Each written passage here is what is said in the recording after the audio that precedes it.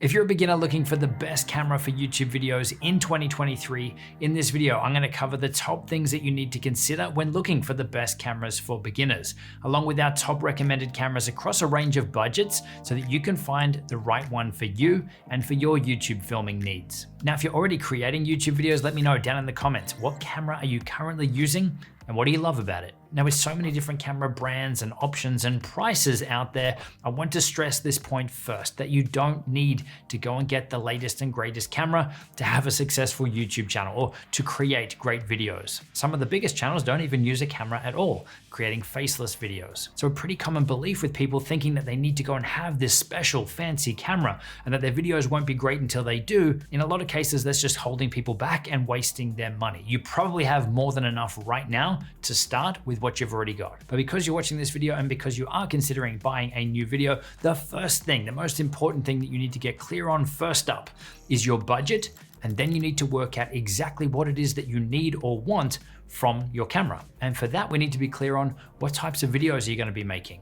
Is it going to be a static locked off shot like this? Or are you going to need something that's more portable if you're going to be moving around? In which case, do you need a flip up or a flip out screen so that you can actually see what's happening? Or is the size or the weight of the camera something you need to consider? And also things like how long could you typically be recording for? So what type of battery life or what type of storage capabilities do you need? Are they then cheap enough to go and get extra ones if you need a lot of them? But also, what's the look and feel that you're after from your videos? Do you want something that looks really cinematic? Do you want something that has that shallow depth of field or that blurry background look? Do you need to shoot in 4K resolution or higher? Or is 1080p enough? Do you need slow motion capabilities, and to what degree? Do you want to be able to swap out your camera lens for different shooting situations? Will the built-in microphone in the camera do everything you need? Or do you need the capability to plug in a more professional microphone? And then even things like the usability experience. Are you someone that's just going to be using the camera in automatic modes? So do they need to be really good? Or are you someone that wants to be able to lock everything down and manually control everything? Now, these different options and shooting styles for flexibility and for usability, these can really make a huge difference, and they can differ a lot between different cameras. I mean, even things like autofocus is amazing on some cameras, yet absolute trash on others. So it's really important to consider this stuff first, because there really is no perfect camera out there for everyone, for every shooting scenario and for every budget. So now, knowing that there is no perfect camera, your goal is now to try and find the one in your price range, in your budget, with the least amount of downsides. Something that's easy enough for you to do what you got to do without being too difficult for you to use. So once you've run through that exercise of working out what you actually need or want, then we've got to narrow down that massive amount of options down to a handful for you to then go and research more closely and see which one is going to be the best one for you. And a quick little pro tip here is to still consider some of the older models, last year's model, the year before, because more than likely you won't need the absolute latest and greatest camera here. You might be able to pick up a previous model of a camera that will do everything that you want, and it's going to save you some money. So to try and narrow some of the camera options down for you, now that you've worked out your budget, if you have no budget, then again, I'd look at what do you already have? Because in a lot of cases, it could be more than enough. So this is where we'd be looking at your webcam that's built into your computer, or your phone, assuming you have one. Obviously, if you've got to run out and buy one, a phone's not a cheap camera if that's what you're buying it for. But assuming you already have one, that could be the best thing for you right now to start making videos with. And we've got a bunch of videos on our channel to help you with that, which are linked down in the description. And we've even got videos to help you get the most out of your webcams too. So now moving from no budget to, I guess, low budget, let's say under $500, then what are your options? Again, it's going to come down to the types of videos you're making. So for some people, again, it could be that you're using a webcam.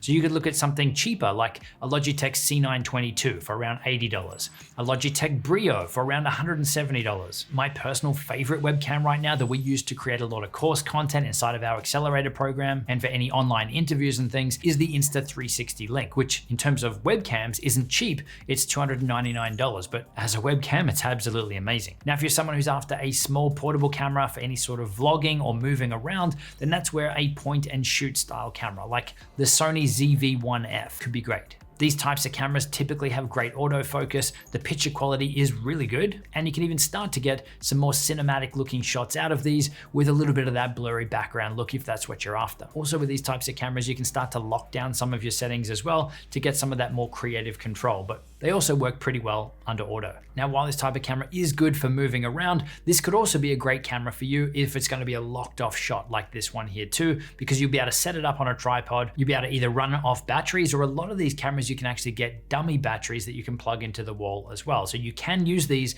as studio style cameras too. Now, again, if you're after something small, something portable, something light, something used for more outdoors, more action oriented stuff, then that's where something like a GoPro could be the best fit for you. With this type of camera, they really lean into the simplicity. They're really easy to quickly turn on, press record, and capture the shot. They've also typically got really good stabilization, so if you are going to mount this somewhere or have a lot of movement, you can get some great stuff out of them. But typically they're not very cinematic, or they don't really allow you to get that blurry background look, again, if that's something you're after. So now let's say your budget is more than $500. This is a huge category because you could spend $500, you could spend $50,000. You could literally spend $50,000 on just a lens if you wanted to. So with this, again, I want to stress the point that there is no perfect camera here, that there definitely is a point of diminishing returns, that your YouTube viewers may not notice the difference between you spending $2,000 on a camera and the footage that you're going to get from that, or $10,000, depending on the content that you are creating, and obviously how well you're going to be using that tool as well. But in this category of $500 plus, this is where you typically be looking at things